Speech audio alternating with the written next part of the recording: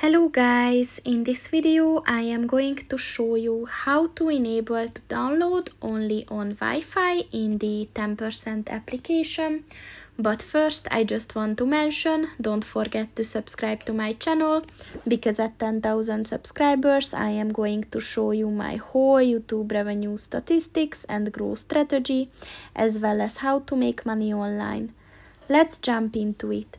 First of all, open the application on your phone and then click on the person button at the top of the page on the left, and then click on the settings button at the top of the page on the right,